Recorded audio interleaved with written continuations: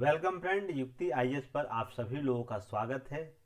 UPSC और state PCS जो topic classes चल रही है उसी में आज हम लोग बात करेंगे। जो नेक्स्ट क्लास हम लोग लास्ट 16 आर्टिकल तक कर चुके हैं, तो उससे आगे हम लोग 17 और 18 और 19 आर्टिकल को आज करेंगे। देखिए, इसलिए मूल अधिकार के संदर्भ में इसलिए विशेष चर्चा की जा रही है। आने जितने भी आगे आने वाले टॉपिक है उसमें बहुत से ऐसे मूल अधिकार और आज के नीति निर्देशक तत्व हैं, आर्टिकल हैं, जो बार बार आप लोगों को वो परेशान करेगा। वो बार बार आपके मेंस और जो पीटी टॉपिक है उसमें देखने को मिलेगा। इसलिए मैं जो मौलिक अधिकार है राज्य के नीति निर्देशक तत्व दोनों को अनुच्छेदगत रूप से विशेषता व्याख्या कर रहा हूँ, ताकि आप लोगों को आने वाले कोई भी टॉपिक हो, सब्जेक्टिव टॉपिक, उस पर कोई भी प्रॉब्लम ना हो। तो आज के क्लास में हम लोग बात करेंगे अनुच्छेद 17 अस्पृश्यता का अंतर किस रूप से है, अस्पृश्यता का निवारण अधिनियम 1955 क्या है, उसके बाद इसमें कौन से संशोधन हुए, वर्तमान रूप से किस रूप से नाम से जाना जाता है, साथ ही अनुच्छेद 18 उपाधियों का अंत क्यों किया गया, ये क्यों इतना इम्पोर्टेंट है, स्वतंत्रता का अधिकार अनुच्छेद 1922 के संदर्भ में संक्षिप्त चर्चा करते हुए अनुच्छेद 19 के अधिकारों की संरक्षा या सुरक्षा जो दी गई है आर्टिकल 19A के तहत, वन के तहत विभिन्न जो सुरक्षा दिए गए हैं वो क्या क्या है, उस पर विस्तृत रूप से हम लोग चर्चा करेंगे।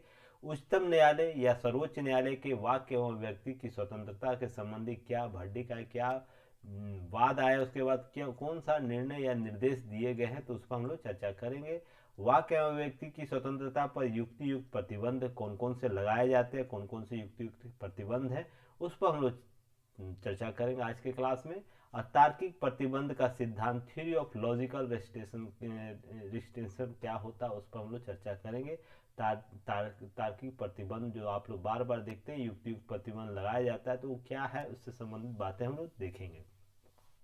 साथ ही अंत में, क्लास के अंत में आप लोगों को जो यूपीएससी और स्टेट पीसीएस टॉपिक जो बार बार पूछे जाते हैं ना, उस पर हम लोग विशेष रूप से चर्चा करेंगे। तो अंत तक आप लोग बने रहिएगा। क्लास में बहुत सी चीज़ें आप लोगों को सीखने और समझने को मिलेगा। साथ ही आप लोग को यह इसमें से बहुत से आर्टिकल आप लोग को दैनिक जागरण न्यूज एनालिसिस जो कराया जाता है ना मॉर्निंग में, उसमें भी बहुत से टॉपिक कवर हो चुके हैं। तो आप लोग ध्यान रखिएगा, प्रश्न और टॉपिक कैसे टैली करके पढ़ा जाता है, कोऑर्डिनेट करके पढ़ा जाता है, ताकि सभी चीज़ें एक साथ मर्ज होकर अंतिम रूप से आप लोगों का एग्जाम और इन चीज़ों को कवर कराए।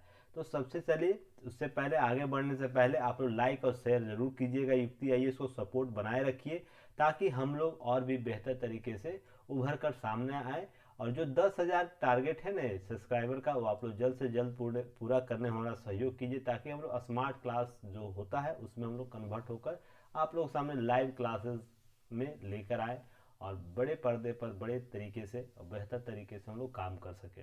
यह देखिए, आपको स्कैन कर सकते हैं और हमारे टेलीग्राम चैनल से डायरेक्ट जुड़ सकते हैं। गूगल स्कैनर आपके मोबाइल में होता है, वहाँ से आप लोग इसे स्कैन करके जुड़ सकते हैं। और बेल आइकन को दबाइएगा ताकि सारे नोटिफिकेशन आप तक जल्द से जल्द पहुँचे। देखिए, यूपीएससी सीएससी जो 2023 का बैच है वो स्टार्ट है, तो उसमें आप लोगों को कल तक आखिरी मौका, आज बहुत से स्टूडेंट ने आज एडमिशन लिया है, तो कुछ सीट बच गए हैं, तो जल्द से जल्द आप लोग ले लीजिए। नहीं तो इसके फीस 4,000 के आसपास हो जाएगी। तो आप लोग को जो छूट दिया गया 31 अक्टूबर तक का, उसका लाभ नहीं मिलेगा। और इसमें आप लोग को topic wise classes, video classes, PDF दिया जाएगा, साथ ही साथ रेगुलर टॉपिक वाइज टेस्ट होगा। तो आप लोगों को अगर टारगेटेड बैच करना है जिसमें यूपीएससी सीएससी 2023 को ध्यान में रखकर किया गया, तो आप लोग जो भी अभ्यर्थी इसमें शामिल हो सकते हैं, इसके सारे बेनिफिट आप लोग ले सकते हैं। हमारा ऐप डाउनलोड कर लीजिएगा आप लोग, युक्ति आईएएस का ऐप गूगल प्ले स्टोर से और एप्पल स्टोर दोनों जगह अवेलेबल है। दोनों वर्जन पर आप लोग डाउनलोड कर इसका लाभ ले सकते हैं। इसी तरह 68 बीपीएससी के स्टूडेंट जो भी हैं, नए जो कैंडिडेट 68 देना चाहते हैं, उनके लिए भी टारगेटेड बैच टॉपिक वाइज और वीडियो क्लासेज अवेलेबल है। Free PDF regular topic wise test होगा, जिसमें आपको देखिए इसका 68 का 2,000 रुपया इसका फी रखा गया कोर्स का, टारगेटेड बैच का। पर दीपावली छठ के शुभ अवसर पर आप लोगों को छूट दिया गया था। यह 999 में अवेलेबल था, जिसकी वैलिडिटी आपको 31 अक्टूबर तक था, कल तक ही वैलिडिटी रहेगी। तो इसके 50 जो स्टूडेंट हैं, आप ये लोग जो भी पहले स्टूडेंट 50 विद्यार्थी उनके लिए वैलिड है, तो आप लोग इसे जल्द से जल्द परचेज कर लीजिए। बहुत से स्टूडेंट ले रहे हैं, तो आप लोग पीछे न रह जाइएगा। चलिए, इसी तरह डेली करंट अफेयर सीरीज आज से स्टार्ट हो जाएगा, तो आप लोग इसको भी अच्छे तरीके से कीजिएगा। आप लोग को इसमें जो इवनिंग में क्लास ली जाती है, इसमें लाइव क्लास होती है, आप लोग सभी लोग जानते हैं लाइव क्लास होती है, तो सभी लोग इसमें पार्टिसिपेट कीजिए और बेहतर तरीके से चीज़ों को कवर करना सीखिए। पीटी प्रिलिमिनरी स्तर पर, मेंस स्तर पर, इंटरव्यू स्तर पर जो टॉपिक होते हैं उनको शामिल किया जाता है, तो आप लोग इसमें भाग ले सकते हैं। और देखिए, इसमें सोर्स आप लोगों को पीआईबी रहेगा, गवर्नमेंट साइट रहेगा, द हिंदू, दैनिक जागरण, और भी ऑफिशियल साइट होता है। इसके लिए डेली करंट अफेयर सीरीज जो शामिल टॉपिक रहता है उसमें आपको कवर किया जाता है। और इसका पैक मात्र 199 इसका रखा गया, 1 साल इसकी वैलिडिटी। अब बताइए, इससे सस्ता कुछ हो सकता है मार्केट में आपके लिए, वो भी एजुकेशन के फील्ड में? तो आप समझिए 365 दिन पीडीएफ अवेलेबल होगा, और एक पीडीएफ में कम से कम आपको 10 से 12 आपको पेज होंगे जो आपको करंट कवर करते हैं। तो आप समझ सकते हैं कितना सस्ता, कितना क्या आप लोगों को चीज़ें मिल रही है। अब पहले के जो पीडीएफ आप लोगों को दिया जाता है उसको पहले देखिए, उसके बाद आइए। एमसीक्यू जो लूसेंट बूस्टर, जितने भी जीएस आप लोग कॉम्पिटिटिव एग्जाम देते हो, जीएस आपको लगता है आपका कमज़ोर है, तो आप रेगुलर वाइज टेस्ट दे सकते हैं, जिसमें 2500 आपको टॉपिक जो प्रश्न होंगे एमसीक्यू के तौर पर शामिल किया गया है। और लूसेंट आपको जो सब्जेक्टिव आपको टॉपिक है उसको ध्यान में रखकर बनाया गया। इसका फी मात्र 199 है, तो आप इसे परचेज कर सकते हैं, दोनों माध्यम में है। देखिए, दैनिक जागरण न्यूज एनालिसिस का जो की पॉइंट आप लोगों को प्राप्त करना, साथ ही अंडरलाइन जो पेपर होता है वो प्राप्त करना है, तो आपको ऐप डाउनलोड करके आपको दैनिक जागरण न्यूज एनालिसिस का पैकेज बना हुआ है, उसमें आप लोग जाइएगा, आपको प्राप्त हो जाएगा। इसका मात्र फी रखा गया 299, आपको 299 अवेलेबल, इसको 1 साल वैलिडिटी इसकी रहेगी, और की पॉइंट और पीडीएफ प्राप्त होगा।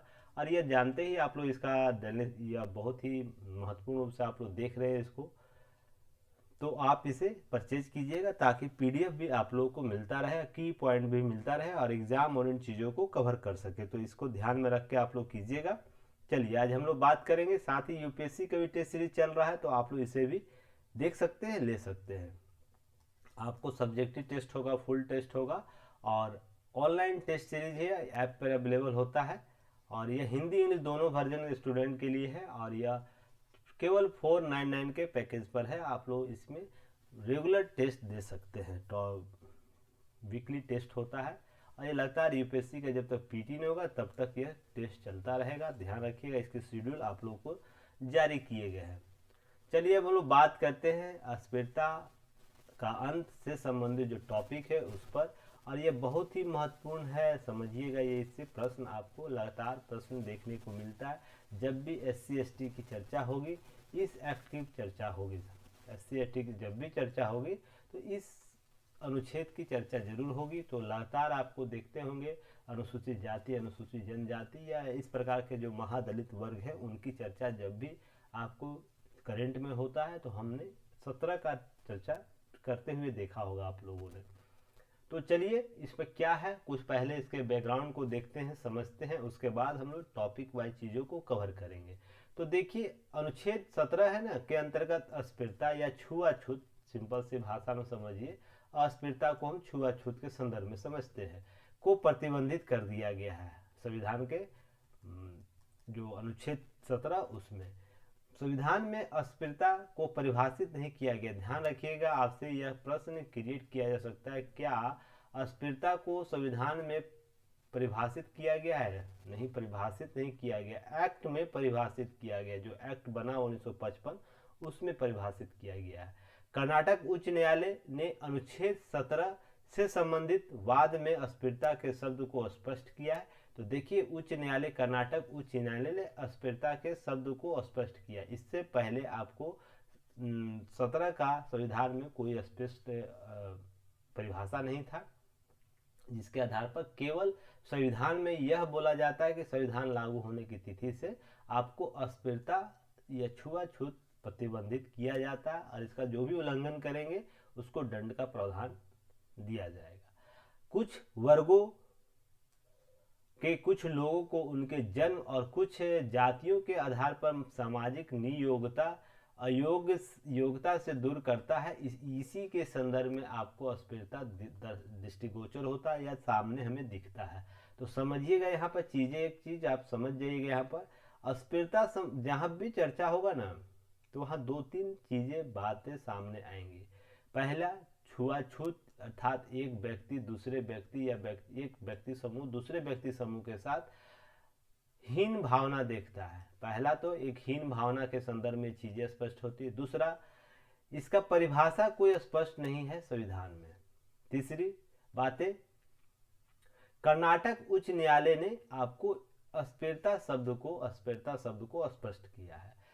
चौथी बातें, यह सामाजिक नियोग्यता के संदर्भ में भी बातें होती है, इससे बात स्पष्ट होती है। तो जन्म एवं जातियों के आधार पर सामाजिक नियोग्यता के संदर्भ में से देखा जाता है। और देखिए ये फिगर में एक सेकेंड मैं दिखा दूं। ये फिगर जो देख रहे हैं ना नीचे दिया हुआ है, यह भीमराव अंबेडकर जी के द्वारा जो अस्पृश्यता उन्मूलन चलाया जा रहा था उसमें जो जल ग्रहण किया जा रहा था सवर्णों के तालाब से, उसका यह चित्र है। यह बहुत ही अवार्डेड तस्वीर है, इसे आप लोग देखिएगा, चीजें समझ में आएगी। तो किस प्रकार से अस्पृश्यता के संदर्भ में चीजें की गई हैं, आगे हम लोग बात करेंगे। अब देखिए यहाँ पर क्योंकि मैं आप लोगों को टू दी पॉइंट बात करता हूँ, to the point exam orient चीज़ों को कवर करता हूँ, इसलिए बहुत सी चीज़ें आप लोगों को दैनिक जागरण न्यूज एनालिसिस में जो कराया जाता है वहाँ पर आप लोग को कवर किया जाता है। आप लोग जानते ही होंगे, बस क्या करना है, अटैच करके चीज़ों को कवर करना है ताकि आपको एग्जाम ओरिएंट चीज़ें कवर हो जाए। अब ऐसा नहीं कि जो दैनिक जागरण में आप लोगों को कवर करा दे रहा हूँ, अब यहाँ भी उसी चीज़ को एक्सप्लेन करूँगा। एक्चुअली देखिए होता क्या है ना, जो भी स्टूडेंट हमारे हैं, जो भी चीज़ें हैं, आप लोग सभी एक दूसरे से जुड़े हुए, दैनिक जागरण के भी पैकेज देखते हैं, इसे भी देखते हैं, तो होगा क्या कि अगर दोनों को समतुलता के साथ पढ़िएगा ना तो आपको अट्रैक्टिव आपको क्लासेज हो जाएंगी, चीज़ों पर टॉपिक पर समझने की क्षमता बढ़ जाएगी, साथ ही साथ किसी टॉपिक को है ना एंगल वाइज लिखने का एक हैबिट बढ़ जाएगा। तो यह सबसे इम्पॉर्टेंट है कि अगर चीज़ों को है ना कोऑर्डिनेट करना सीख गए आप लोग ना तो कभी भी किसी प्रकार का कोई इशू नहीं होगा। तो आप लोग ध्यान रखिएगा, चीज़ों को कोऑर्डिनेट करना सीखिए। अब देखिए, अस्पृश्यता निवारण अधिनियम 1955 के अंतर्गत छुआछूत एक दंडनीय अपराध है। अब तक अधिनियम का नाम बदलकर आपको सिविल अधिकार संरक्षण अधिनियम 1976 कर दिया है। जो पहले अस्पृश्यता निवारण अधिनियम 1955 हुआ करता था उसको बदलकर सिविल अधिकार संरक्षण अधिनियम 1976 कर दिया। अब आप लोग देखिए, दैनिक जागरण न्यूज एनालिसिस में जब हम लोग SC/ST एक्ट पढ़ रहे थे, बता रहा था मैं उसमें, तो उसमें इस एक्ट की चर्चा किया हूँ, आप लोग ध्यान रखिएगा। तो आप लोग उस वीडियो को जो भी लोग देखें आप लोग अच्छे तरीके से कवर कीजिएगा, क्योंकि विस्तृत उस पर चर्चा किया जा चुका है। तो बहुत सी चीज़ें कवर करनी होती है ना, इसलिए कोऑर्डिनेटेड चीज़ों को करना सीखिए। नहीं तो होगा कि एक ही चीज़, मान लीजिए दैनिक जागरण में भी मैं पढ़ा रहा हूँ आपको और ये एक ही चीज़ को यहाँ पर भी पढ़ा रहा हूँ, तो होगा कि दो जगह आपका नोट्स बनेगा, दोनों जगह समय बर्बाद होगा, ठीक ना। इसलिए मैं आपको बोलता हूँ कम समय में अधिक आउटपुट निकालने की टेक्निक को डेवलप कीजिए। बस करना क्या है, जब इस अधिनियम की चर्चा किया तो आप लोगों को की नोट्स दिया गया है ना, की नोट्स दिया गया है, या तो की नोट्स आप बनाए होंगे तो उसमें जाके बस एक बार देख लेना है, नज़र डाल लेना है ये अधिनियम है क्या, बाकी कोई चीज़ आगे नहीं करना। जहाँ विस्तृत चर्चा करनी होगी मैं खुद कर दूंगा, पर जहाँ मैं कोऑर्डिनेट करके बोल दूंगा हाँ उसे देख लीजिएगा, तो आप लोग प्रयास कीजिएगा उसे एक बार जरूर पलट के देख लीजिएगा। चलिए नेक्स्ट है, इसके अंतर्गत छुआछूत को दंडनीय अपराध घोषित किया गया है इस एक्ट के तहत, ठीक ना।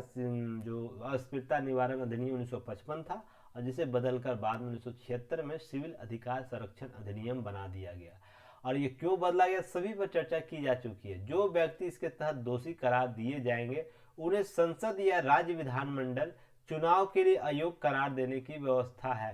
तो यहाँ पर यूपीएससी ने यहाँ से प्रश्न पूछा है, ध्यान रखिएगा, इस टॉपिक से, इस लाइन से यूपीएससी ने प्रश्न पूछा है। प्रीवियस ईयर क्वेश्चन का प्रश्न निकालिएगा आप लोग पीटी का। तो किस एक्ट के तहत आपको किसी व्यक्ति के दोषी पाए जाने पर आपको संसद या विधानमंडल के चुनाव लड़ने के लिए अयोग्य करार करने की व्यवस्था है। इसमें पीटी में आपको प्रश्न यूपीएससी ने प्रश्न क्रिएट किया है। तो यह 1955 का वहाँ एक्ट का नाम चर्चा था, तो आप लोग ध्यान रखिएगा, प्रश्न ऐसे ही पूछे जाते हैं। अब इस एक्ट के तहत निम्नलिखित अपराध माना है।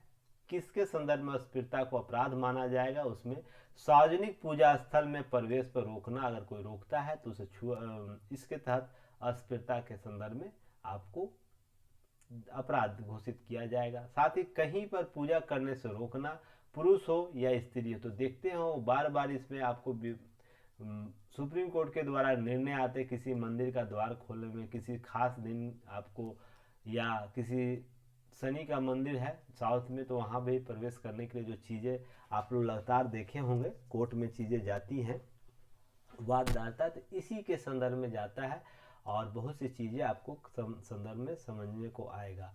पारंपरिक, धार्मिक, दार्शनिक या अन्य आधार पर अस्पृश्यता को न्यायोचित उचित ठहराना। तो किसी प्रकार से अगर परंपरागत रूप से, धार्मिक आधार पर, दार्शनिक आधार पर या अन्य आधार पर अस्पृश्यता को न्यायोचित ठहराया जा रहा है, तो भी वह अपराध की श्रेणी में आएगा। या किसी प्रकार की छुआछूत को इस प्रकार से न्यायोचित या उसे उचित ठहराया जा रहा है किसी भी क्रम से, तो उसे आपको अपराध की श्रेणी में घोषित किया गया है। किसी दुकान, होटल, सार्वजनिक स्थलों में प्रवेश से रोकना, युक्ति युक्त प्रतिबंध के अतिरिक्त बहुत से युक्ति प्रतिबंध फिर भी लगे हैं। मैंने आपको क्या बोला, कोई भी एब्सोल्यूट आपको मौलिक अधिकार नहीं, उसमें कुछ न कुछ आपको युक्ति प्रतिबंध लगाया। केवल एब्सोल्यूट जो अधिकार है ना, केवल 20 और 21 है, ध्यान रखिएगा। 20-21 एब्सोल्यूट अधिकार है, उसे किसी भी प्रकार से किसी भी स्थिति में प्रतिबंधित नहीं किया जा सकता। पर बाकी कोई भी मौलिक अधिकार है ना, उसमें कुछ न कुछ युक्ति युक्त प्रतिबंध लगाया गया। देखिए अस्पृश्यता को आपको इस प्रकार से नज़र देखने को मिल रहा होगा कि इस प्रकार के नियम कानून बनाए गए हैं, उसको प्रतिबंधित किया जा रहा है, इसके आचरण और व्यवहार को। फिर भी यहाँ पर युक्ति युक्त प्रतिबंध लगाया गया है। अब कोई होटल ऐसा होगा जहाँ पर इस प्रकार के रूल एंड रेगुलेशन हो, आप सार्वजनिक स्थलों पर प्रवेश अगर ऐसा होगा जैसे आप है, इस प्रकार से अस्पृश्यता को रोक नहीं सकता। पर इसके दूसरे टर्मिनोलॉजी समझना होगा, आगे हम लोग इस पर चर्चा करेंगे। युक्तियुक्त प्रतिबंध या प्रतिषेध है क्या? तो समान अवसरों पर देखा जाएगा, किसी भी दुकान, होटल, सार्वजनिक स्थलों में प्रवेश पर नहीं रोका जाएगा किसी भी संदर्भ में। साथ ही साथ अस्पतालों, शैक्षणिक संस्थानों या होटलों में सार्वजनिक हित के लिए प्रवेश पर रोक नहीं होगी। तो आप इसे भी समझने की कोशिश कीजिएगा। प्रत्यक्ष या अप्रत्यक्ष रूप से अस्पृश्यता को मानना भी दंडनीय अपराध की श्रेणी में आता है। किसी व्यक्ति को सामान, बिक्री और सेवाएं देने से रोकना भी अस्पृश्यता की जो संदर्भित जो अपराध है उसकी श्रेणी में आता है। इसी तरह आगे हम लोग बात करेंगे दंड का प्रावधान क्या है। अब तो समझ गए आप लोग कि क्या चीजें हैं, किस श्रेणी में आता है। अब दंड का प्रावधान समझिएगा और इस एक्ट का ड्रॉबैक समझिएगा। दंड का प्रावधान है 6 मास का कारावास या 500 रुपये का दंड या दोनों निर्धारित किया गया है। तो सोचिए किसी भी व्यक्ति के संदर्भ में अस्पृश्यता का घटना घटता है, तो उस व्यक्ति को, मान लीजिए एक्स व्यक्ति अस्पृश्यता का कोई दलित है या तो किसी पर महादलित वर्ग से आते हैं, और कोई वाई व्यक्ति है जो उच्च वर्ग से, उच्च कुल से आते हैं, तो किसी प्रकार से इनका अस्पृश्यता से संबंधित घटना घट जाए, तो जो भी वर्गीकरण मैंने पॉइंट वाई आपको बताया, ठीक ना। तो इसमें सजा का प्रावधान क्या है, उस व्यक्ति को 6 मास की सजा वाई को मिलेगी या 500 रुपया आर्थिक दंड दिया जाएगा। और अभी 2022 तक इतना आप समझ सकते यही स्थिति है। तो बताइए इस प्रकार के जो विधि विधान बनाए गए हैं, क्या न्यायोचित लगता है आपको? क्या धरातल स्तर पर यह क्या सही लगता है? अब देखिए यहाँ बात यहाँ समझिएगा, बोलिएगा कि इस चीज़ को अधिक दंड देने से इसके साइड इफेक्ट बहुत से होंगे, नेगेटिव पॉइंट बहुत से उभर कर सामने आएंगे। पर मैं आपको क्या बोलता हूँ, दैनिक जागरण न्यूज एनालिसिस में हमेशा बोलता हूँ, किसी भी कानून को अगर सही तरीके से लागू करना है ना, उसके 2 पक्ष होते हैं। एक तो कर्तव्य सबसे इम्पोर्टेंट है। कर्तव्य, अगर कोई व्यक्ति विशेष इस प्रकार का आचरण ही नहीं करेगा तो दंड का क्यों प्रावधान रहेगा। पर व्यक्ति कोई आचरण ऐसा कर रहा है, इस आचरण का पालन कर रहा है, तो उसके लिए एक नज़ीर दंड होना चाहिए, नज़ीर पेश करने वाला दंड होना चाहिए। ऐसा नहीं कि केवल हम खाना पूर्ति दंड के तौर पर करें। अब देखिए 500 रुपये का दंड है तो कोई व्यक्ति किसी को इस प्रकार से प्रताड़ित कर देगा और उसे सामाजिक रूप से प्रताड़ित भी कर सकता है, मानसिक रूप से प्रताड़ित सकता है, और केवल 6 वर्ष का कारावास और 500 रुपये का दंड दिया जाता है। जैसे मानहानि के संदर्भ में समझ सकते हैं, मानहानि नहीं, आपको सुप्रीम कोर्ट हाई कोर्ट का जो अवमानना का केस होता उसमें आपको मैंने दैनिक जागरण न्यूज एनालिसिस में इसको बताया भी था, कितना कम दंड का प्रावधान है, 2 माह का, और उसके बाद न्यूनतम आपको उसका आर्थिक दंड है, तो जिसमें लोग अवमानना करने से भी नहीं गुरेज करते हैं। तो आप इस समय चीज़ों को समझिएगा। तो एक्ट को एक व्यवहारिक रूप देना भी एक समस्या है, सबसे बड़ी समस्या है कि इसको व्यवहारिक रूप से भी लागू करना है।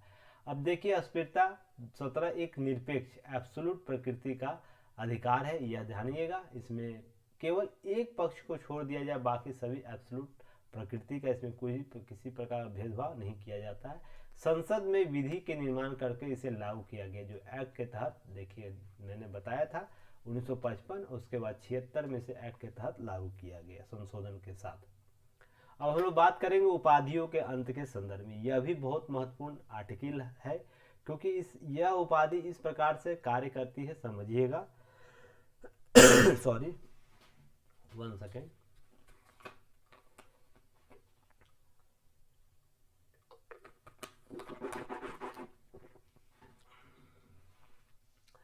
उपाधियों के अंत के संदर्भ में यह समझना है आप लोगों को कि राज्य द्वारा किसी भी प्रकार की उपाधि नहीं दी जाएगी, परंतु शैक्षणिक और सैन्य उपाधियां दी जा सकती है। अब किसी प्रकार की उपाधियों का संदर्भ में देखिए, पहले राजा राम मोहन राय का नाम सुने होंगे, राजा राम मोहन राय। तो राम मोहन राय उनकी उपाधि थी, पर राजा राम मोहन राय उनकी नाम था, पर उनकी उपाधि राजा थी। इसी तरह सिताब राय का नाम सुने होंगे आप लोग, सिताब राय। राय दुर्लभ का नाम सुने होंगे, राय दुर्लभ, दुर्जन सिंह, इस तरह नाम सुने होंगे, तो राय दुर्लभ। इसी तरह राजा, महाराजा या सम्राट, आप लोग नाम सुनते होंगे। यह नामों के पहले लगने वाली उपाधियां थी। तो यह आज़ादी से पूर्व तो चलिए जब तक ठीक थी, क्योंकि हम लोग इस प्रकार की प्रकृति से उभर कर सामने आए। पर जैसे ही हम लोग आज़ाद होते 1947 में हमको सत्ता सौंपी जाती है ब्रिटिशों के द्वारा, तो जो इस प्रकार की उपाधि की जो प्रवृत्ति थी ना, उसको समाप्त करना लाजमी था। नहीं तो होता क्या कि अभी भी इसी प्रकार की प्रकृति जो 1947 के पहले जो लोगों में उपाधि धारण करने की जो विशिष्टता का परिणाम नजर आता था। मान लीजिए कोई राय या दुर्लभ राय या तो इस प्रकार के महाराजा, राजा की उपाधि दिए, एक विशिष्ट वर्ग के रूप में इन्हें जाना जाता था, विशिष्टता का द्योतक होता था कि हाँ कोई एक विशिष्ट व्यक्ति विशेष है। पर जैसे ही 47 के बाद आ गया तो 14 के आर्टिकल कहता है सभी व्यक्ति समान है।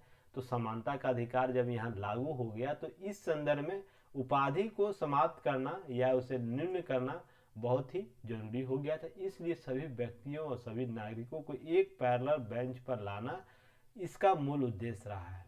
तो अब यहाँ पर एक विवाद उत्पन्न होता है कि अभी भी पद्म पुरस्कारें दी जाती हैं, भारत रत्न पुरस्कारें दी जाती हैं, वो क्या है उस पर हम लोग डिबेट करेंगे, आगे चर्चा करेंगे। भारत कोई भी नागरिक विदेशी राज्य की उपाधि नहीं ले सकता है। अगर लेना चाहता भी है, अगर कोई विदेशी उसे उपाधि देता है, इस प्रकार की शैक्षणिक और सैन्य उपाधियां उसे प्राप्त हो सकती है, ठीक ना। इसके अतिरिक्त कोई इस प्रकार की उपाधि जो उसके पद में विशिष्टता को दर्शाए, तो उसके लिए आपको भारत सरकार के राष्ट्रपति विदेशियों के संदर्भ में, अगर मान लीजिए कोई अमेरिका का देना चाहता है, अमेरिका भारत के किसी नागरिक को देना चाहता है, या ब्रिटेन देना चाहता है किसी भारतीय को, तो उस भारतीय को भारत के राष्ट्रपति से अनुमति पहले लेनी होगी। अनुमति देने के लिए आपको इस प्रकार के नियम कानून बनाए गए हैं कि उस पर एक कमेटी बैठती है, उसके बाद उस चीज़ों को समझती है क्या उस देश की मंशा किस संदर्भ में है, तब जाके चीज़ें ली जाती है। कोई व्यक्ति जो भारतीय नागरिक नहीं है लेकिन राज्य के अंतर्गत किसी लाभ के पद पर है, वह राष्ट्रपति के सहमति के बिना उपाधि विदेशी राज्य में स्वीकार नहीं करेगा। तो आप ये भी समझिएगा, बिना राष्ट्रपति की स्वीकृति यह स्वीकार नहीं किया जा सकता है। अब विवाद क्या है इसे आप लोग जानिए। सिंपल सा वे में समझिए कि जो उपाधियां थी वो, जैसे उपाधियों का अर्थ क्या होता है, विशिष्ट वंशानुगत पद से, जैसे महाराजा, राजा, राजा राज बहादुर, राय बहादुर, राजा साहब, दीवान बहादुर, इस प्रकार के जो उपाधियां होती थी जो वंशानुगत ट्रांसफर होती थी। जैसे ए कोई राजा है, उसको मिला राय बहादुर की उपाधि, तो उसका जो बच्चा होगा, बी होगा, उसको भी राय बहादुर उसके वंश के नाम से जुड़ जाएगा। अब इसका सी कोई बच्चा होगा, उसे भी राय बहादुर की उपाधि, अर्थात इस प्रकार से टर्मोलॉजी उसके वंशानुगत चलता रहेगा। जैसे महाराजा के संदर्भ में, राजा के संदर्भ में देखने को मिलता था। पर जैसे ही 47 की स्थिति आई तो इस प्रकार का अगर रहता तो एक विशिष्टता का परिणाम तो नजर आता ही, साथ जो व्यक्ति है, आम व्यक्ति, वो कहीं ना कहीं इसी प्रकार की प्रवृत्ति देखने को मिलता जो आज़ादी से पहले थी। राजा और उपाधियों के श्रम में जो विशिष्ट प्रावधान लागू किए गए थे वो अभी भी है। इसलिए पैरल सिस्टम को लाना, एक इस उपाधि का अंत करना एक असंभावी कदम देखा गया। देखिए, वर्ष 1954 में यह विवाद उत्पन्न हुआ कि जब भारत सरकार ने विभिन्न सम्मान और उपाधियां प्रारंभ की थी, बालाजी राघवन वाद सुप्रीम कोर्ट में कहा गया कि समानता के अधिकार का तात्पर्य यह नहीं है कि प्रतिभावान नागरिकों को विभिन्न क्षेत्रों में न पहचाना जाए और उन्हें पुरस्कृत न किया जाए, बल्कि भारत एक लोकतांत्रिक समाजवादी राज्य है। 1954 में ही बातें कर दी गई थी, ध्यान रखिएगा, 1954 बालाजी राघवन के बाद में ही कर दी गई थी। पर आप लोकतांत्रिक समाजवाद का कब यहाँ कॉन्सेप्ट देखते हैं, 42वां संविधान संशोधन के बाद। तो आपसे पीटी में यहाँ प्रश्न पूछ सकता है कि कब सर्वप्रथम लोकतांत्रिक समाजवाद की झलक हमें देखने को मिली थी, तो बालाजी राघवन वाद के संदर्भ में। ऐसा नहीं कि 42 आप लोग मार दीजिएगा, ऑप्शन में अगर ये रहा तो आप लोग जरूर मारिएगा, नहीं तो आपको 42वां संविधान संशोधन तो देगा ही, तो उसे आप लोग टिक कीजिएगा, ठीक ना। इस तरह आप लोग देखने को मिलेगा। न्यायालय ने उपाधि और पुरस्कारों में अंतर की रेखा खींची। तो क्या अंतर की रेखा खींची है? पद्म पुरस्कार पुरस्कार नहीं, न ही उपाधि। देखिए, पद्म पुरस्कार पुरस्कार है, न कि उपाधि है। यह उपाधि अर्थात कोई अपने नाम के आगे नहीं लगा सकता। पद्म पुरस्कारों के संदर्भ में आप लोग जानते भी होंगे, इन्हें समाप्त न करके भिन्न क्षेत्रों में देकर लोगों को प्रेरित करना इसका मुख्य उद्देश्य रहा है। पद्म पुरस्कार जो चलाए गए थे उसी के संदर्भ में बातें की गई थी। भारत रत्न पुरस्कार भी दिए जाते हैं, पद्म पुरस्कार जैसे पद्मश्री, पद्म विभूषण इसका दिए जाते हैं ना। तो आप लोग को यह उपाधि नहीं है, यह पुरस्कार स्वरूप इसे दिया जाता। सुप्रीम कोर्ट के बालाजी राघवन वाद में यह सुप्रीम कोर्ट के द्वारा की गई थी। नेक्स्ट बात है, आप लोग देखिएगा, उपाधि के अंत के संदर्भ में उच्चतम न्यायालय ने यह बात कहा कि, माननीय उच्चतम न्यायालय, जहां भी उच्चतम न्यायालय या सुप्रीम कोर्ट या हाई कोर्ट लिखा रहा वहाँ माननीय आप लोग जरूर लिखिएगा, क्योंकि मैं तो आप लोगों को चीज़ें समझा रहा हूँ ना, एनसीईआरटी में माननीय जरूर रखिएगा। इससे स्टैंडर्ड डेवलप होता और उस संस्था के प्रति आदर भी झलकता है, इसलिए जरूरी है। तो आप लोग इसे जरूर माननीय शब्द यूज कीजिएगा। कहा कि व्यक्ति द्वारा इन पुरस्कारों का प्रयोग नाम के आधार पर नाम के साथ नहीं किया जा सकेगा, फिर भी लोगों के द्वारा ऐसा किया जा रहा है, क्योंकि देश में इसके विरुद्ध कोई कानून या विधि नहीं है। यह देखने को मिला, बहुत से लोग अपने विजिटिंग कार्ड में पद्म पुरस्कार या पद्मश्री इस प्रकार के नाम वर्णन कर लेते हैं। पर देखिए, इस प्रकार से नहीं किया जाना चाहिए, क्योंकि यह उसकी मर्यादा जो 18 जो उपाधियों के अंत के संदर्भ में की गई थी उसके विरुद्ध है। तो ये बातें आप लोग समझिएगा, आपको ये चीज़ें समझ में आ जाएगी। कलाकारों को देश काल में सीमा में नहीं बांधा जा सकता, सर्वोच्च न्यायालय का मानना था इस संदर्भ में, इसलिए इन्हें पुरस्कृत करना बहुत जरूरी। इसलिए पद्म पुरस्कार, जो पद्म पुरस्कार की श्रेणियां वो दी जाती हैं। तो आप लोग समझ गए होंगे उपाधियों का अंत क्यों किया गया है। एक तो जो वशिष्ठता का सिद्धांत था उसे समाप्त करना था कि वशिष्ठ वर्ग का जन्म न बना रहे, अस्तित्व बना नहीं रहे 1947 के बाद भी, इसलिए इसको समाप्त करना था। और दूसरा विवाद था कि उपाधियों को किस रूप से देखा जाएगा। कोई पुरस्कार दिया जाता है तो उसे किस रूप से दिखा जाएगा, उपाधि की श्रेणी में देखा जाएगा या केवल पुरस्कार की श्रेणी में देखा जाएगा। तो न्यायालय ने स्पष्ट कर दिया ये पुरस्कार है। अब देखिए यहाँ पर स्वतंत्रता का अधिकार 1922 के संदर्भ में हम संक्षिप्त परिचय देखेंगे और उसके बाद आज केवल आर्टिकल 19 को चर्चा करेंगे। नेक्स्ट में हम लोग 20, 21, 22 तीनों को चर्चा करेंगे नेक्स्ट क्लास में, और आप लोग वेट एंड वॉच करके इसे देखिएगा। आर्टिकल भाग 3 और भाग 4 को आप अच्छे तरीके से पढ़ लीजिए ताकि आपको कभी भी इससे संदर्भ में कोई डिस्प्यूट आपके दिमाग में नहीं रहे, क्योंकि बार बार आपको आपके टॉपिक में अगर राष्ट्रपति पढ़ेंगे, प्रधानमंत्री पढ़ेंगे, संसद पढ़ेंगे या कोई भी टॉपिक पढ़िएगा, वहाँ के इसके टर्मिनोलॉजी आपको बार बार देखने को मिल जाएगा, इसलिए कन्फ्यूजन बार बार रहेगा। इसलिए मैं आप लोगों को शुरुआत में ही इन सब चीज़ों को स्पष्ट कर दे रहा हूँ ताकि मैं जब पकड़ूँ फ्लो तो एक दिन में राष्ट्रपति को कवर कर दूं, एक दिन में प्रधानमंत्री को कवर कर दूं, इसी तरह, क्योंकि जब उसको पकड़ूंगा ना उस सब चीज़ों को तो ये सब टर्मिनोलॉजी आएगा तो आप लोग बार बार क्वेश्चन कीजिए, क्योंकि उस समय लाइव क्लासेज में कर दूंगा स्टार्ट। जब वो सब टॉपिक कवर करूंगा एक दिन में सारी चीज़ों को कवर करना, एक टॉपिक एक दिन में, जैसे राष्ट्रपति, प्रधानमंत्री, संसद, राज्य, इस तरह जितने भी टॉपिक एक दिन में एक टॉपिक को मैं कवर करूंगा लाइव क्लास में।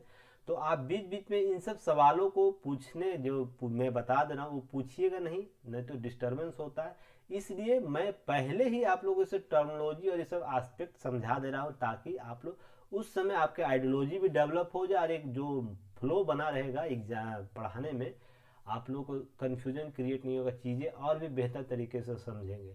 क्या वरिष्ठता का सिद्धांत है, अधित्याग का सिद्धांत क्या है, प्रतिज्ञा का सिद्धांत क्या है, आच्छादन का सिद्धांत क्या है, जब चर्चा होगा तो आप लोग कंफ्यूज नहीं हुई है। चलिए नेक्स्ट हम लोग बात करेंगे। इसी तरह आप लोग वेट एंड वॉच करके एकदम चीज़ों को देखिए, समझिए, जो चीज़ें आपको दी जा रही है यहाँ पर ना, अच्छे अच्छे चीज़ों को आपको एग्जाम हॉल में इसका आउटपुट नज़र आएगा। डायरेक्ट क्वेश्चन आएगा, बस क्वेश्चन के टॉपिक को यहाँ से उतार के लिख देना है।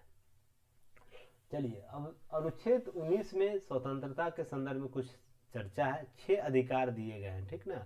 पहला में भाषण अभिव्यक्ति की स्वतंत्रता दिया गया, दूसरा में आपको सभा में कोई भी तरह का तरीके से हम उपयोग करने का, संगठन के संदर्भ में, गति के संदर्भ में, निवास स्थान और पेशा। गति मतलब विचरण के संदर्भ में, यहाँ पर ध्यान रखिएगा।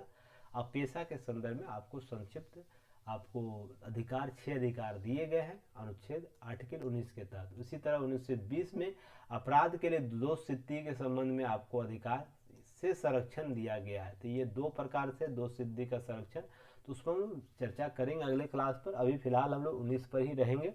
देखिए चीज़ों को फंसाइए मत, बस चीज़ों को धीरे धीरे समझते जाइए।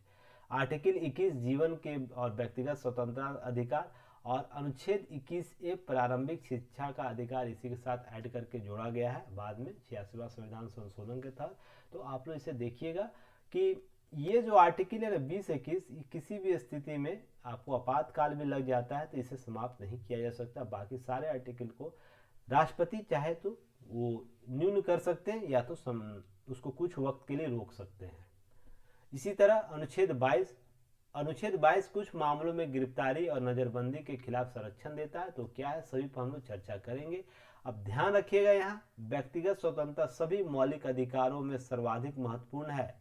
व्यक्तिगत जो स्वतंत्रता है ये आर्टिकल 19 आपको बहुत ही सभी मौलिक अधिकारों में सर्वाधिक महत्वपूर्ण है। इसे अक्षुण्ण रखने के लिए भारतीय संविधान में अनुच्छेद 19 से लेकर 22 तक व्यक्तिगत स्वतंत्रता से संबंधित विस्तृत चर्चा है, जो मौलिक अधिकारों के भाग का मेरुदंड है। अगर आपसे प्रश्न यह पूछ ले कौन सा अनुच्छेद भारतीय मौलिक अधिकारों का मेरुदंड के रूप में जाना जाता है, तो आप यह व्यक्तिगत अभिव्यक्ति की स्वतंत्रता जो दी गई व्यक्तिगत स्वतंत्रता आर्टिकल 19 वो है। ध्यान रखिएगा ये चीजें, स्वतंत्रता का अधिकार जो दिया गया है आर्टिकल 19, 20, 21, 22 यह मेरुदंड कहलाता है। और उसमें भी आपको पूछे कि संपूर्ण संविधान में कौन संरक्षक के रूप में काम करता है, तो आपको आर्टिकल 32 बोलना है, ना कि 226, क्योंकि 226 में जो हाई कोर्ट है किसी मामले को लेने से मना भी कर देता है, कर सकता है, पर 32 के संदर्भ में सुप्रीम कोर्ट किसी भी मौलिक अधिकार के उल्लंघन को मना नहीं कर सकता उसको अपने बेंच पर लाने से।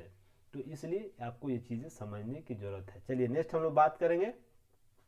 यहाँ पर उसी चीज़ का फ्लो चार्ट मैं बना दिया ताकि आप लोग इसी तरह का फ्लो चार्ट आप लोग एग्जाम में बनाइएगा ताकि एग्जाम में आंसर एट्रैक्टिव लगे और बेहतर तरीके से आप काम कीजिए। राइट टू फ्रीडम 19 आर्टिकल 19 से लेकर 22 स्वतंत्रता का अधिकार, उसमें 19 आर्टिकल है 6 फ्रीडम ऑफ सिटीजन दिया, फ्रीडम्स दिया गया, 6 की चर्चा यहाँ पर की गई है।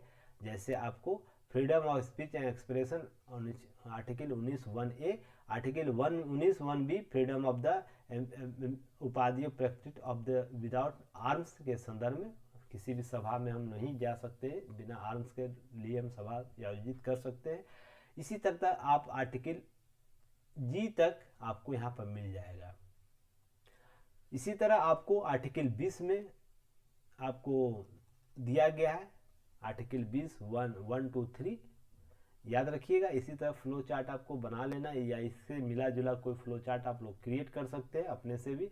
Article 21 freedom of compulsory education, जो फ्री एंड कंपलसरी एजुकेशन दिया गया चाइल्ड्स को, तो वो क्या है उस पर हम लोग आगे विस्तृत रूप से चर्चा करेंगे, वेट एंड वॉच कीजिएगा।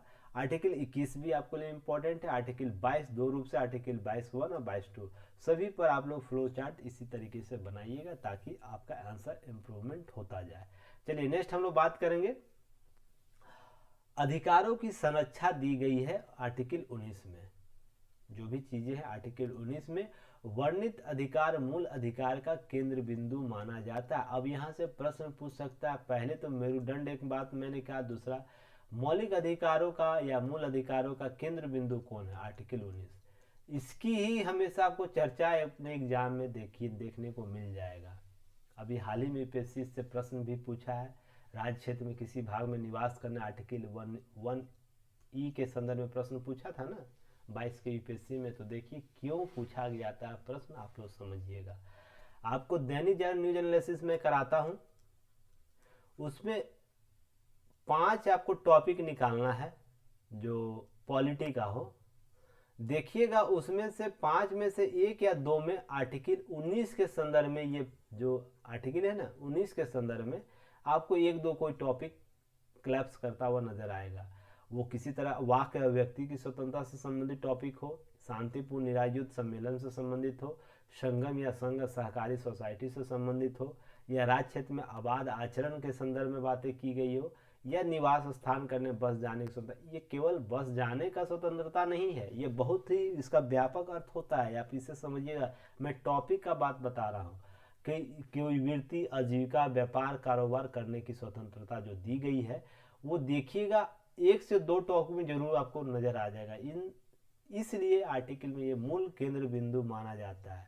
सबसे ज़्यादा विरोध प्रदर्शन अगर किसी प्रकार से होते हैं तो इसी संदर्भ में आपको चीज़ें स्पष्ट होंगी। तो आईटी एक्ट की चर्चा हो या कोई भी एक्ट की चर्चा हो, इसी संदर्भ में वर्णित की जाती है। और आप लोग जो भी दैनिक जागरण न्यूज एनालिसिस देखते होंगे वो इन चीज़ों को महसूस करते होंगे, आर्टिकल 19 कितनी बार चर्चा होती है। इसलिए यूपीएससी हर 1-2 साल पे इस आर्टिकल से 1-2 प्रश्न जरूर क्रिएट कर देता है। तो चलिए आप लोग इसे जरूर देख लीजिएगा। अब यहाँ पर एक चीज़ देखिए, यहाँ से आपको आर्टिकल जो है दिया हुआ है 1 से लेकर जी तक, देख रहे होंगे ए है, बी है, सी है, डी है, ई है, एफ गायब है और जी यहाँ पर है। तो एफ में क्या था, एफ में संपत्ति का अधिकार पहले दिया गया था, जिसे हटाकर 300 क के तहत एक विधिक अधिकार बना दिया है। तो बस इतना याद रखिए और आगे हम लोग चर्चा करेंगे, उसके संदर्भ में बातें करेंगे, पर अभी रिकॉल चल रहा है तो इसे याद रखिएगा। अब चलिए 19(1)(a) के तहत वाक व्यक्ति की स्वतंत्रता के संदर्भ में बातें करेंगे। तो इसमें क्या है, वाक व्यक्ति की स्वतंत्रता, यह प्रत्येक नागरिक को अभिव्यक्ति दर्शाने, मत देने, विश्वास या अभियोग लगाने की मौखिक, लिखित और छपे हुए मामलों पर स्वतंत्रता देता है, अर्थात स्वतंत्र बनाता है, स्वतंत्र आचरण करने के लिए प्रतिबद्ध बनाता है। तो आप लोग याद रखिएगा, प्रतिबद्ध बनाता है यह। उच्चतम न्यायालय ने या माननीय सर्वोच्च न्यायालय ने, माननीय उच्चतम न्यायालय ने वाक व्यक्ति की स्वतंत्रता में निम्नलिखित को सम्मिलित किया है। तो जैसे कौन कौन से वाक व्यक्ति की स्वतंत्रता के तहत शामिल है, और आने वाले समय में और भी तथ्य इसमें शामिल हो सकते हैं, जैसे अपने अपने या किसी अन्य विचारों को प्रसारित करने का अधिकार। तो किसी भी वैचारिक रूप से अपने विचार को रखने, उसे बोलने, छापने या किसी प्रकार से इस तरह व्यवहार में लाने के लिए उसे स्वतंत्रता दी गई है। नेक्स्ट है प्रेस की स्वतंत्रता भी इसी के तहत आती है। आप लोग हर बार सुनते हैं 19(1) का ए का 2, इस तरह प्रेस की स्वतंत्रता है। प्रेस की स्वतंत्रता को भी वाक्य अभिव्यक्ति की स्वतंत्रता। इस बार कितनी बार इस टॉपिक से प्रश्न आपको पूछा गया है, पीटी के स्तर पर, वो स्टेट पीसीएस का एग्जाम हो या यूपीएससी का एग्जाम हो, यहाँ पर पीटी के स्तर पर बहुत से प्रश्न पूछे गए और मेंस का प्रश्न आपको भी यहीं से क्रिएट किया जाता है। बस टर्मिनोलॉजीज को चेंज किया जाता है, शब्दों को हेर फेर कर दिया जाता है, प्रश्न बन जाता है। अब व्यावसायिक विज्ञापन को भी स्वतंत्रता यहीं से मिलती है। जो भी व्यावसायिक विज्ञापन छपते हैं, व्यावसायिक 2 बार रिपीट हो गया इसलिए सॉरी, इसके लिए एरर है। फोन टैपिंग के विरुद्ध अधिकार भी आपको दैनिक जागरण न्यूज एनालिसिस में पढ़ाया हूँ ना, फोन टैपिंग के विरुद्ध जो अधिकार दिया गया है वो आर्टिकल वाक्य एवं व्यक्ति स्वतंत्रता के विरुद्ध ही आपको अधिकार है, या उसमें कि फोन टैपिंग अगर कोई सरकार की एजेंसी या सरकार करती है तो आपको न्यायालय में जाने का हक है।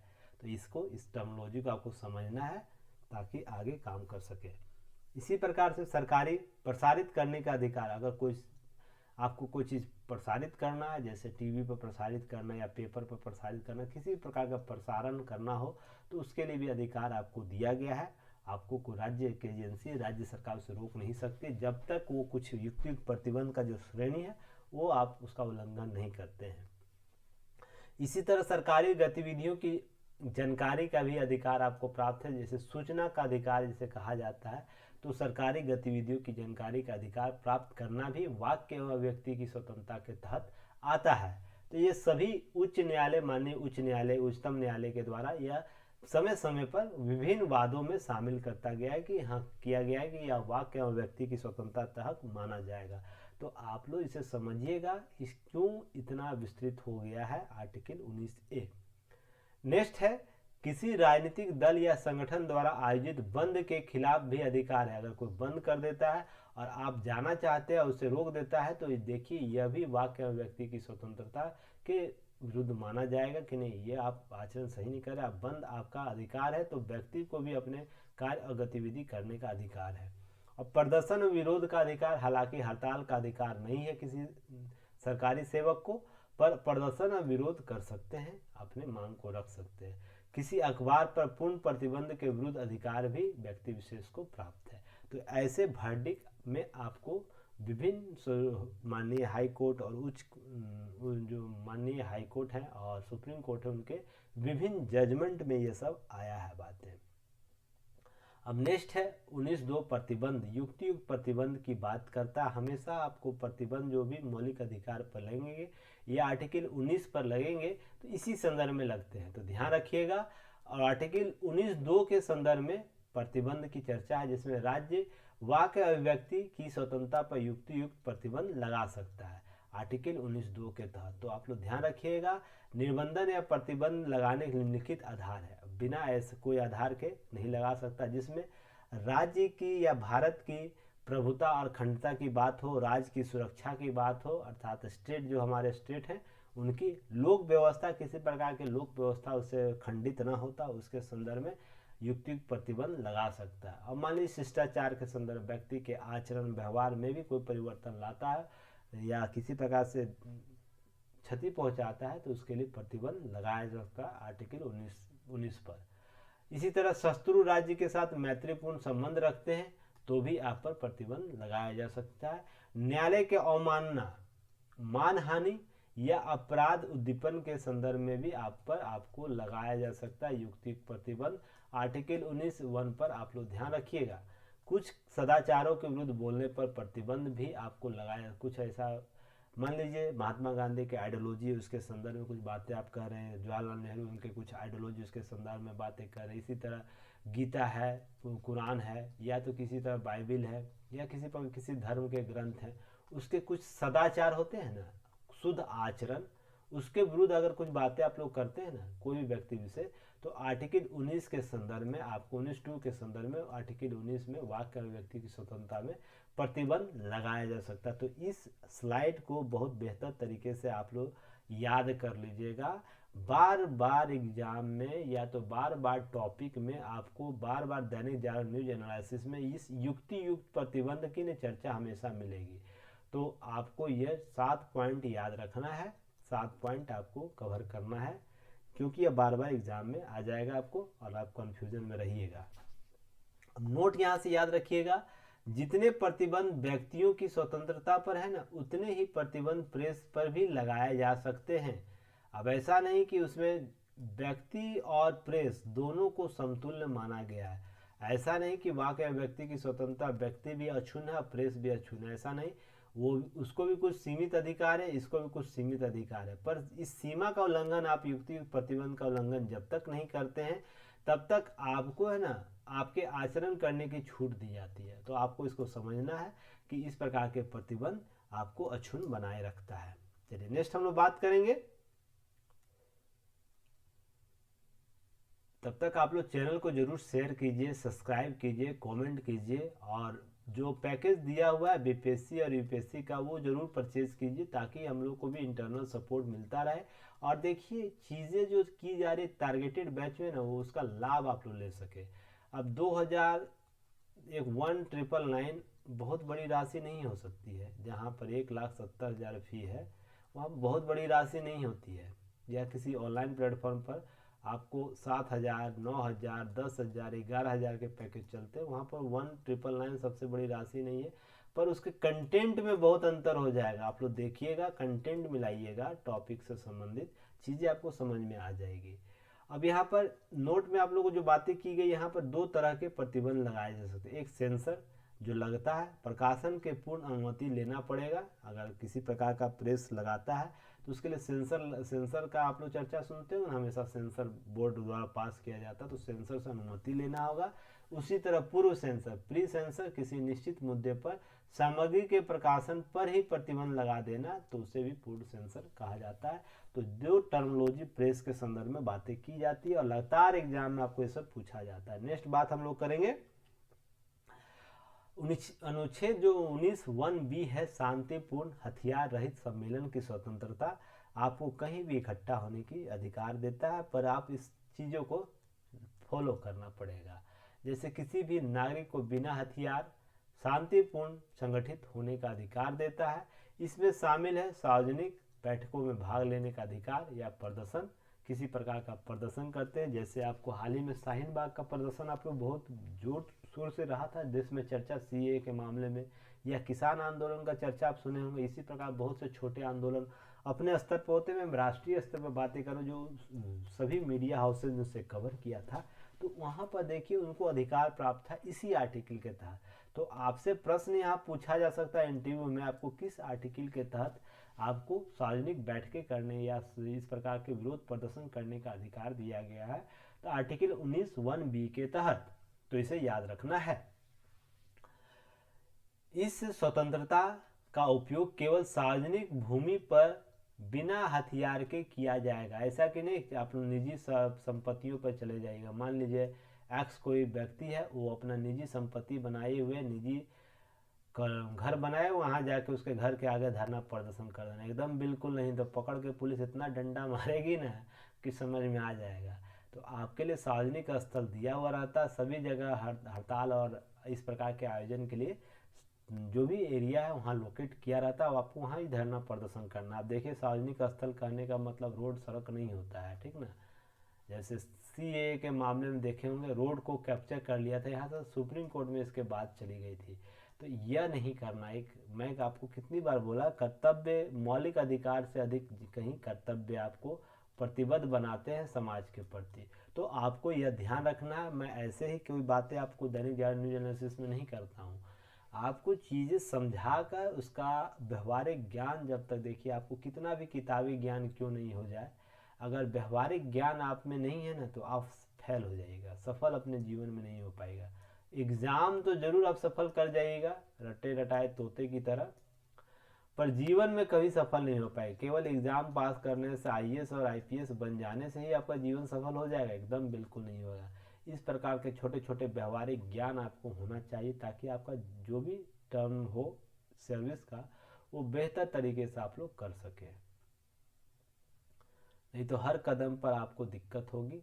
तो आपको यहाँ पर ध्यान रखना है। इसी प्रकार से यह व्यवस्था हिंसा, एक सेकेंड, इसी प्रकार का यह व्यवस्था हिंसा, अव्यवस्था, गलत संगठन या सार्वजनिक शांति भंग करने के लिए नहीं है।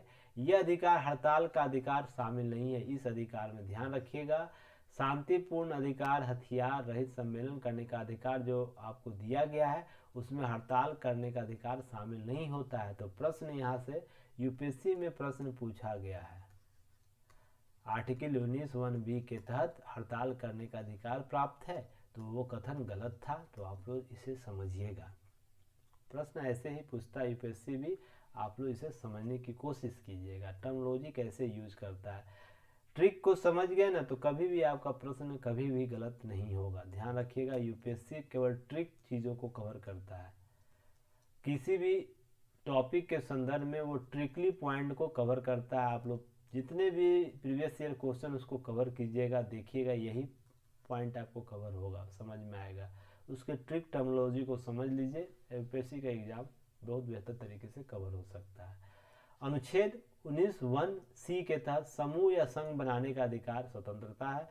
97 संविधान संशोधन के बाद इसमें सहकारी समितियों के निर्माण और स्वतंत्रता दी गई थी। और यह यूपीएससी से लेकर स्टेट पीसीएस जितने भी कॉम्पिटिटिव एग्जाम है, इस 97 जो संविधान संशोधन किए थे किस आर्टिकल के तहत किए गए थे, किसमें संशोधन हुआ था, ये प्रश्न पूछा है। तो आप लोग इसे देखिएगा। अनुच्छेद 1D, देखिए इस सब पर केवल चर्चा करेंगे क्योंकि यह कुछ खास नहीं है, आगे हम लोग विशेष रूप से फिर चर्चा करेंगे। जहाँ जहाँ मान लीजिए संघ, सहकारी संघ की चर्चा होगी तो वहाँ पर विस्तृत चर्चा हो जाएगी इसकी, पर अभी इसको इसी संदर्भ में देखिएगा। भारत के समूचे भूभाग पर आबाद आवागमन के संबंध में अधिकार प्राप्त है 1D के तहत, 19(1)(d) के तहत। अनुच्छेद 1E के तहत भारत के किसी भी भाग में निवास या बसने का अधिकार। देखिए यूपीएससी आपको 22 यहाँ से प्रश्न कवर किया था मेंस में इसी आर्टिकल के संदर्भ में, तो आपको यहीं से कवर करना था। इस पर जो टॉपिक है आपको जब चर्चा किया जाएगा उसमें विस्तृत रूप से बताया गया था किस रूप से आपको ये सब चीज़ें जुड़ती है। अब इसी तरह आर्टिकल F जो था 1F, संपत्ति का अधिकार, 44वें संविधान संशोधन 1978 को निरस्त करते हुए अनुच्छेद 300 क के तहत इसे सांविधिक अधिकार बना दिया गया या विधिक अधिकार बना दिया गया। तो किस अनुच्छेद संविधान संशोधन के तहत? 44वां संविधान संशोधन के तहत आर्टिकल 300 क के तहत इसे एक विधिक अधिकार या सांविधिक अधिकार बना दिया गया था। इसे आप लोग याद रखिएगा। साथ ही साथ अनुच्छेद 19(1)(g) को याद रखिएगा, व्यवस्था, आजीविका और वृत्ति का अधिकार दिया गया है व्यक्तियों को। नेक्स्ट हम लोग बात करेंगे तार्किक प्रतिबंध का सिद्धांत क्या है, बहुत ही थ्योरी ऑफ लॉजिकल रेस्ट्रिक्शन क्या है, इसे आप लोग जानिएगा। यह बार बार आप लोगों को टर्मिनोलॉजी के संदर्भ में प्रश्न पूछ सकता है।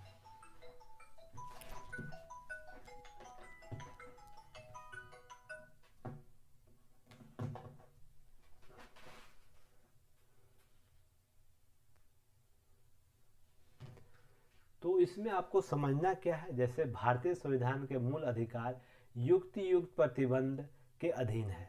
मैंने आपको कितनी बार बोला, एब्सोल्यूट नहीं दिया गया है सभी को, किसी न किसी रूप से मौलिक अधिकार में युक्ति प्रतिबंध किया गया है, बस 20 और 21 को छोड़कर।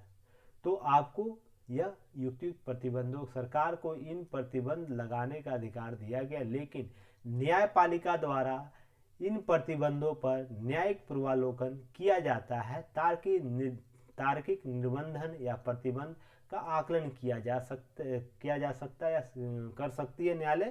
तार्किकता का निर्धारण न्यायपालिका 2 प्रकार से करती है। देखिए कोई युक्तियुक्त प्रतिबंध सरकार लगाती है, मान लीजिए एक्स कोई मौलिक अधिकार उस पर कोई प्रतिबंध लगाती है। मान लीजिए आर्टिकल 19 के संदर्भ में मैं बात करता हूँ, वाक कर्म व्यक्ति की स्वतंत्रता दी गई है। अब कल सरकार चाहती है कि मीडिया पर आपको रोक लगा देना, प्रिंट मीडिया पर आपको रोक लगा देना है किसी कारणवश, तो उसके लिए आधार बताएगी ना कि ऐसे ही उठी और सरकार उस पर प्रतिबंध लगा दी, नहीं, उसके लिए 2-4 आधार बताएंगे। ये बोलेगी राष्ट्रीय आपात है, एक कारण बता सकती है, ठीक है। दूसरा कारण बता सकती है कि फेक न्यूज़ बहुत चल रहा है तो इसलिए इस पर कुछ दिनों के लिए प्रतिबंध लगाएंगे, इनकी वास्तविकता जांच की जाएगी, कहाँ से मौलिक रूप से इन लोग न्यूज़ कवर करते हैं, तो इसके आधार पर आपको प्रतिबंध लगाया जाता है कुछ। तीसरा आधार बताएगी कि यह राष्ट्रीय एकता अखंडता के लिए प्रेस, कोई प्रेस मीडिया है मान लीजिए, वो उल्लंघन कर रही है, तो उस पर प्रतिबंध लगाया। था अब ये जाएगा, ये आधार दे के ये इस पर प्रतिबंध लगाने की शक्ति राज्य को प्राप्त है। मान लीजिए प्रेस जो होगा, कोई भी प्रेस, एक्स नंबर का कोई प्रेस है, उस पर प्रतिबंध लगा दिया जाता है। अब इसकी तार्किकता का जांच कौन करेगा? संसद करेगी, विधायिका करेगी, कार्यपालिका करेगी या न्यायपालिका करेगी? तो न्यायपालिका करेगी, क्योंकि इसे ही अधिकार प्राप्त है किसी व्यक्ति विशेष की न्याय या संगठन का न्यायिक जांच करना। तो ये तार्किकता का आधार क्या है, कितना तार्किक है यह आधार जो सरकार दी है, इसके प्रेस पर प्रतिबंध लगाने के जो आधार दी है वो कितना तार्किक है, उसको जांच करने के लिए दो आधार उसके पास थे। एक है तथ्यात्मक मौलिक अधिकार, मौलिक जो निबंधन के युक्तियुक्त निबंधन के आधार, जैसे इसके अंतर्गत प्रतिबंध ऐसा नहीं होना चाहिए जो स्वतंत्रता का विनाश कर दे, अर्थात स्वतंत्रता का संरक्षण एवं दुरुपयोग पर प्रतिबंध लगाया गया। अर्थात ऐसा एकदम सरकार नहीं कर सकती है कि इस प्रेस की जो मौलिक प्रतिबंध ही उसकी स्वतंत्रता का विनाश कर दे, ऐसा फिर पुनः यह खड़ा नहीं हो सके या उसके छवि को खराब कर दे, इस प्रकार से प्रतिबंध नहीं लगा सकती है। ध्यान रखिएगा, पूर्णतः किसी व्यक्ति या संस्था के स्वतंत्रता का विनाश कर दे ऐसी आपको आधार पर नहीं दिया जाएगा। साथ ही प्रक्रियात्मक आधार पर तार्किकता की जांच करता है। प्रतिबंध आरोपित करने के लिए प्रक्रिया तार्किक होना चाहिए और प्रतिबंध लगाने से पूर्व व्यक्ति और समूहों को अपना पक्ष प्रस्तुत करने का अवसर देना चाहिए। अर्थात कहने का मतलब यह है कि सरकार अगर लगा रही है प्रतिबंध, एक सेकंड स्लाइड को क्लियर कर दो, उसके बाद फिर से समझाता हूँ। अगर मान लीजिए एक्स कोई कंपनी है, प्रेस कोई कंपनी है और सरकार चाहती है, केंद्र की सरकार इस पर प्रतिबंध लगाए, इसके लिए आधार दे दी, 3-4 आधार दे दी, इसकी तार्किकता की जांच कर दी सुप्रीम कोर्ट, उसके 2 आधार वो जांच करेगा। तो इसके आधार पर इस कंपनी को ना लास्ट में यह मौका दिया जाएगा कि वो अपनी तार्किक होना चाहिए, प्रतिबंध लगाने से पूर्व व्यक्ति या समूह को अपना पक्ष रखने का अवसर देना चाहिए। ऐसा नहीं कि सरकार ऑर्डिनेंस एक बार पास कर दिया और इस पर आपको लागू कर दिया, ऐसा नहीं। उससे पहले उसको एक नोटिस देगा, नोटिस के एवज में यह कंपनी जवाब देगी सरकार को जवाब देगी। अगर सरकार को लगेगा नहीं यह काम इसके बाद युक्तियुक्त रूप से यह नहीं करेगा तो उसको नहीं लगाएगी प्रतिबंध। अब फिर भी सरकार को लगता है कि नहीं, यह इस प्रकार के जो डॉट्स ये इसने बताए, आधार बताए, जिसके आधार पर इस पर प्रतिबंध लगेगा, तो जाके सरकार उस पर प्रतिबंध लगा देगी। तो इसके लिए न्यायालय भी कुछ नहीं करेगा, न्यायालय भी बोलेगा नहीं आपने सही आधार पर सरकार ने आप पर प्रतिबंध लगाया है। तो इसमें 2 आधार पर आपको तार्किक प्रतिबंध का सिद्धांत के तहत यूज किया जाता है। तो ये आप लोग याद रखिएगा। आपको यूपीएससी मेंस में यहाँ से प्रश्न पूछा और स्टेट पीसीएस में भी प्रश्न यहाँ से पूछा है, मे भी यूपी पीसीएस में यहाँ से प्रश्न पूछा है, ध्यान रखिएगा। नेक्स्ट हम लोग बात करेंगे आपको मुख्य परीक्षा से संबंधित टॉपिक कौन कौन से कवर होते हैं आर्टिकल 17, 18, 19 में। आप लोग एग्जाम प्रीवियस ईयर क्वेश्चन को मिलाइएगा मेंस वाले क्वेश्चन यूपीएससी और स्टेट पीसीएस वाले से। क्या अभिव्यक्ति की स्वतंत्रता निर्बाध है या घृणा वाक्य हेट स्पीच आईटी एक्ट की धारा 66A आर्टिकल 19 से बड़ा है? मैंने आपको दैनिक जागरण न्यूज एनालिसिस में इसको कवर भी किया है, ध्यान रखिएगा। तो आर्टिकल 19 से बड़ा है या आईटी एक्ट जो है वो धारा जो 66A है आर्टिकल 19 से बड़ा है? तो देखिएगा प्रीवियस ईयर क्वेश्चन में यूपीएससी के एग्जाम में मेंस में स्टेट पीसीएस के मेंस में यहाँ से प्रश्न पूछा गया है। इसी तरह मुद्दा 2 प्रश्न है, फिल्मों में की गई अभिव्यक्ति क्या अभिव्यक्ति की स्वतंत्रता से अधिक है?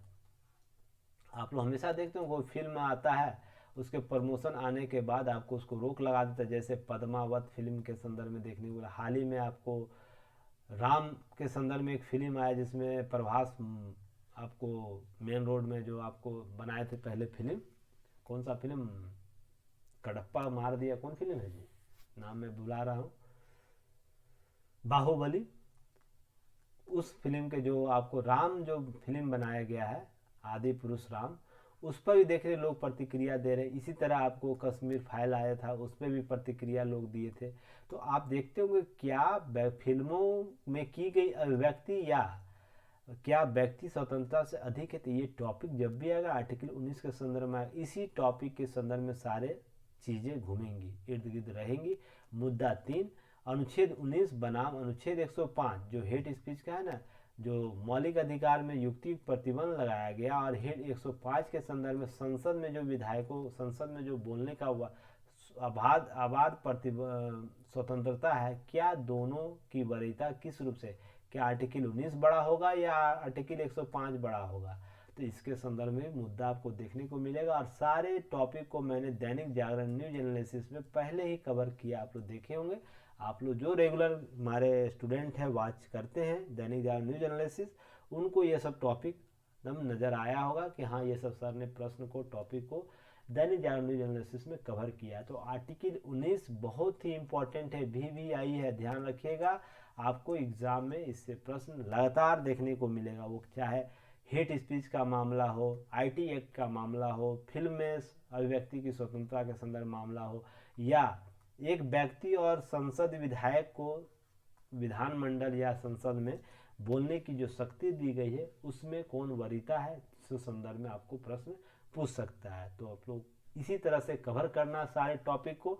टॉपिक के पढ़ने के बाद अंत में उस टॉपिक से रिलेटेड जो मुद्दा है उसे ध्यान रखना, ताकि एग्जाम ओरिएंट चीज़ों को कवर किया जा सके। केवल पढ़िए मत, पढ़ना नहीं है, ध्यान रखिए, किसी भी चीज़ को पढ़ना नहीं, उसे समझना है। अगर इस चीज़ को समझ गए, आर्टिकल IT एक्ट क्यों आया है, क्यों आपको अभिव्यक्ति की स्वतंत्रता के संदर्भ में बातें की गई है, अगर इसे समझ गए तो कभी भी किसी भी तरीके से UPSC हो, स्टेट PCS का मेंस हो, अगर आपसे प्रश्न क्रिएट करेगा तो आप उसे देने में हाजिर होंगे। ऐसे ही क्यों बार बार फिल्म में अभिव्यक्ति की स्वतंत्रता जो दी गई है, फिल्मों की अभिव्यक्ति आपको व्यक्तिगत स्वतंत्रता से अधिक है, तो संदर्भ का जो मुद्दा बार बार उठता है, तो क्यों उठता है, इसे समझ गए तो आपको कभी दिक्कत नहीं। इसी प्रकार से अनुच्छेद 19 और 105 के संदर्भ में भी। चलो आप लोग आज का क्लास इतना ही।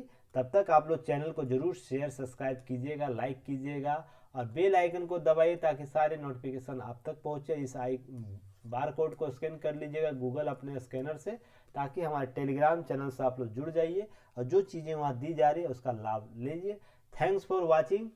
युक्ति IAS के साथ बने रहने के लिए धन्यवाद। फिर हम नए स्लाइड के साथ कल पुनः हाजिर होंगे, तब तक के लिए धन्यवाद। जय हिंद।